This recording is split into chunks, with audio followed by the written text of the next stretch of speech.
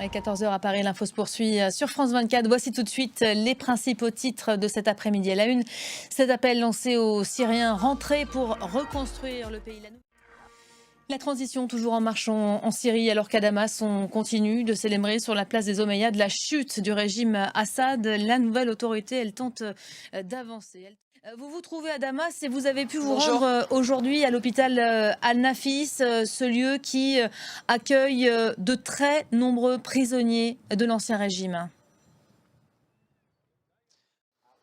Merci beaucoup, Jolie Dungulov, pour ces nouveaux témoignages en direct de Damas, où vous êtes arrivé dans la foulée de la chute du régime de Bachar al-Assad. Merci à vous, Julie. Le nouveau pouvoir a lui annoncé aujourd'hui qu'il allait suspendre pour 3 mois la Constitution et le Parlement. Voilà pour ces dernières mesures annoncées. Les rebelles, le HTC, qui appellent par ailleurs tous les Syriens qui ont fui le pays depuis 2011, pendant cette période de la guerre, à rentrer. Ils sont quelques 6 millions, soit le quart de la population, à avoir quitté le pays. Certains ont déjà fait demi-tour, d'autres réfléchissent à rentrer chez eux.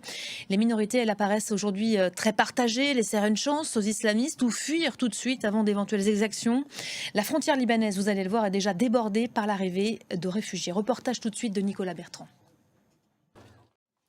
Voilà, la chute fulgurante du régime de Bachar al-Assad a, on le sait, de multiples conséquences dans cette région. En premier lieu, sur les quelques 8 millions de réfugiés syriens qui avaient quitté le pays depuis le début de cette guerre. On vient d'évoquer cette question à l'instant. On va aller plus loin avec vous, Amara Makoul. Bonjour, rédactrice en chef pour le site Info Migrants de France 24. C'est vrai qu'on a beaucoup vu de Syriens pressés et tentés de rentrer chez eux. Certains ont franchi la frontière immédiatement après l'annonce de la chute du régime, mais ce n'est pas le cas de tous aujourd'hui. Non, pour plusieurs raisons, il y en a qui temporisent alors. Merci beaucoup, Amara Makoul, de la rédaction d'Info Migrants. On aura évidemment l'occasion de vous retrouver pour dérouler, tirer le fil. Beaucoup de questions qui se posent après la chute de ce régime. Dans le reste de l'actualité internationale liée évidemment à l'actualité en Syrie, Antony Blinken est de retour au Moyen-Orient, le chef de la diplomatie américaine qui se rend aujourd'hui en Jordanie avant d'atterrir en Turquie demain.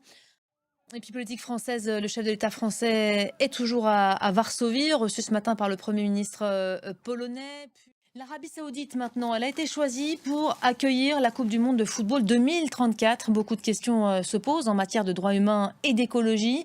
En 2030, 3 pays se partageront le mondial, l'Espagne, le Portugal et le Maroc. 3 matchs auront lieu en Amérique du Sud. Regardez. Et voilà pour l'essentiel de l'actualité.